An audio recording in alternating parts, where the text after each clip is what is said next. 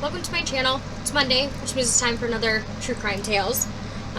As always, we just, we have the stuff. The bad stuff, the good stuff, mostly the bad stuff, some of the crazy stuff, yeah, we got it all. So if you're squeamish or you don't like true crime, then this is probably not the channel for you, and you can check out my gaming channel or my makeup channel or my vlog channel, all listed below. With that being said, let's just get into it. We'll just get started.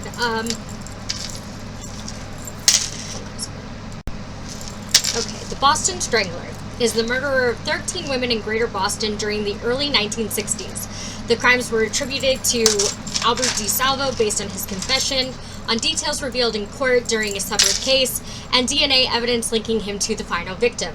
In the years following DeSalvo's conviction, but prior to the emergence of this DNA evidence, various parties investigating the crime suggested that the murders, sometimes referred to as the silk stocking murders, were committed by more than one person. Initially, the crimes were assumed to be the work of one unknown person dubbed the Mad Strangler of Boston.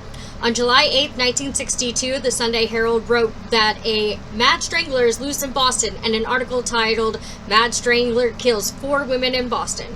The killer was also known as the Phantom Fiend, or Phantom Strangler, due to his ability to get women to allow him into their apartments. In 1963, 2 investigative reporters for the Record American, Gene Cole and Loretta McLaughlin, wrote a 4-part series about the killer, dubbing him the Boston Strangler. By the time that DeSalvo's confession was aired in open court, the name Boston Strangler had become part of crime lore. Between June 14, 1962 and January 4, 1964, 13 single women between the ages of 19 and 85 were murdered in the Boston area. Most were sexually assaulted and strangled in their apartments. Originally, the police believed that one man was the sole perpetrator, with no sign of forced entry into their homes. The women who were assumed to have let their assailant in, either because they may have known him or because they believed him to be a service provider. The attacks continued despite extensive media publicity after the first few murders. Many residents purchased tear gas and new locks and deadbolts for their doors. Some women even moved out of the area in response to the killings.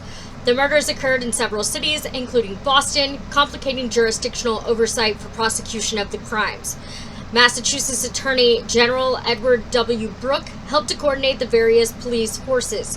He permitted parapsychologist Peter Hurkos to use his alleged extrasensory perception to analyze the cases for which Hurkos claimed a single person was responsible. This decision was controversial, and Hurkos provided a, quote, minutely detailed description of the wrong person, end quote, and the press ridiculed Brooke.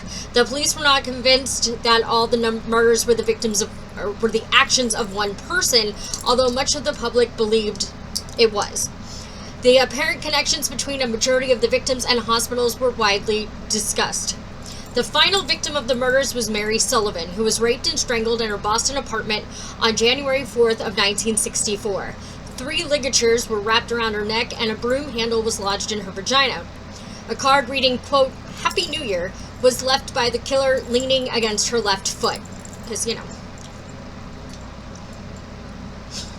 The other victims were Anna Slessers, 55, Mary Mullen, 85, Nina Nichols, 68, Helen Blake, 65, Edis Irga, 75, Jane Sullivan, 67, Sophie Clark, 20, Patricia Bizette, 23, Mary Brown, 69, Beverly Sammons, 23, Marie Corbin, 57, and Joanne Graff, 23. I mean, as you can see, I can understand why they would think it was more than one person, because there wasn't like a set victimology here. As you can see, the ages were from 20s to 70s, well, actually even up into the 80s, and usually when it comes down to one serial killer, they tend to have like a type, and in this case that just was, it was more seen like, I guess, crime of opportunity, who they could get to, versus whether or not they actually had any connection or attraction to that person.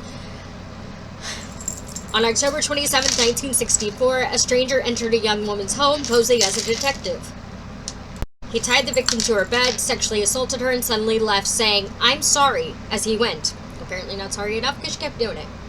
The woman's description of her attacker led police to identify the assailant as DeSalvo. When his photo was published, many women identified him as the man who had assaulted them. Earlier on October 27th, DeSalvo had posed as a motorist with car trouble and attempted to enter a home in Bridgewater, Massachusetts. The homeowner, future Brockton Police Chief Richard Sprouse, became suspicious and eventually fired a shotgun at DeSalvo. Good for him. Too bad he didn't hit him. DeSalvo was not initially suspected of being involved with the strangling murders. After he was charged with rape, he gave a detailed confession of his activities as the Boston Strangler. He initially confessed to fellow inmate George Nasser. Nasser reported the confession to his attorney, F. Lee Bailey, who also took on the defense of DeSalvo. And I'm sure that probably did not make Nasser, like, real popular in prison, because, you know, like, snitches get stitches type thing. Yeah, you don't want to be known as a snitch in prison, that's for sure. Anyway, the police were impressed at the accuracy of DeSalvo's descriptions of the crime scenes. There were some inconsistencies, but DeSalvo was able to cite details that had been withheld from the public. Bailey states in his 1971 book, The Defense Never Rests, that DeSalvo got one detail right that one of the victims was wrong about. DeSalvo described a blue chair in the woman's living room. She stated it was brown. Photographic evidence proved DeSalvo was correct.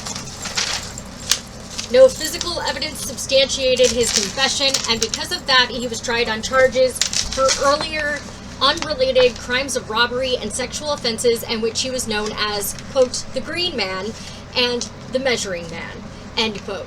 Respectively, Bailey brought up DeSalvo's confession to the murders as part of his client's history at the trial in order to assist in gaining a not guilty by reason of insanity verdict to the sexual offenses, but it was ruled as inadmissible by the judge. DeSalvo was sentenced to life in prison in 1967. In February of that year, he escaped with 2 fellow inmates from Bridgewater State Hospital, triggering a full-scale manhunt. A note was found on his bunk addressed to the superintendent. In it, DeSalvo stated that he had escaped to focus attention on the conditions in the hospital and his own situation. Immediately after his escape, DeSalvo disguised himself as U.S. Navy Petty Officer 3rd Class, but he gave himself up the following day. After the escape, he was transferred to the maximum security Walpole State Prison. 6 years after the transfer, he was found stabbed to death in the prison infirmary. His killer or killers were never identified, and I'm sure nobody tried too hard. Bet. Doubts persist as to whether DeSalvo was the sole perpetrator behind the Boston Strangler murders. At the time of his confession, people who knew him personally did not believe him capable of such vicious crimes. Several factors created doubt that a serial killer was involved, given that they characteristically have a certain type of victim and method of murder. Women killed by the Strangler were from a variety of age and ethnic groups, and they were murdered using multiple methods. In 1968, Dr. Ames Robbery, medical director of Bridgewater State Hospital, insisted that DeSalvo was not the Boston Strangler. He said the prisoner was, quote, a very clear, very smooth, a compulsive confessor who desperately needs to be recognized, end quote. Roby's opinion was shared by Middlesex District Attorney John J. Droney. Now, say that 5 times fast. Bridgewater Superintendent Charles Gaughan and George W. Harrison, a former fellow inmate of DeSalvo's. Harrison claimed to have overheard another convict coaching DeSalvo about the details of the strangling murders.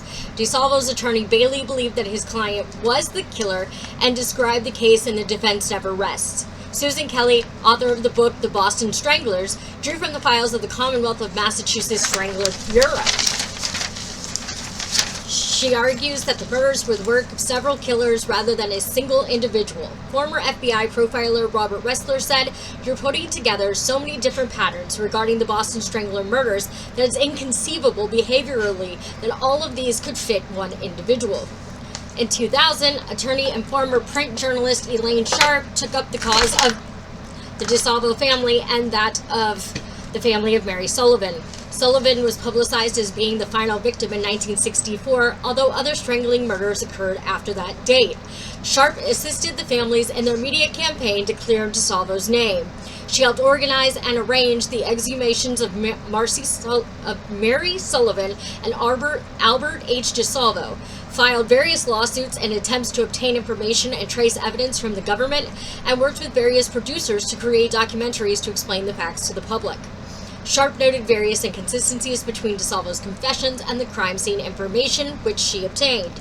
For example, she observed that, contrary to DeSalvo's confession to Sullivan's murder, the woman was found to have no semen in her vagina and she was not strangled manually, but by ligature. Forensic pathologist Michael Baden noted that DeSalvo got the time of death wrong. This was a common inconsistency also pointed out by Susan Kelly in several of the murders. She continued to work on the case for the DeSalvo family. On July 11, 2013, the Boston Police Department announced that they had found DNA evidence that linked DeSalvo to the murder of Mary Sullivan. DNA found at the scene was a near certain match to Y DNA taken from a nephew of DeSalvo. Y DNA is passed through the direct male lines with little change and can be used to link males with a common paternal line ancestor. A court ordered the exhumation of DeSalvo's corpse to test his DNA directly. On July 19, 2013, Suffolk County District Attorney Daniel F. Conley, Massachusetts Attorney General Martha Coakley, and Boston Police Commissioner Edward F. Davis announced the DNA test results proving that DeSalvo was the source of seminal fluid recovered at the scene of Sullivan's 1964 murder. It was kind of a shorter one this week. There wasn't really a whole lot on him, which is surprising considering what he did. But, yeah, so that was the story of Albert DeSalvo. And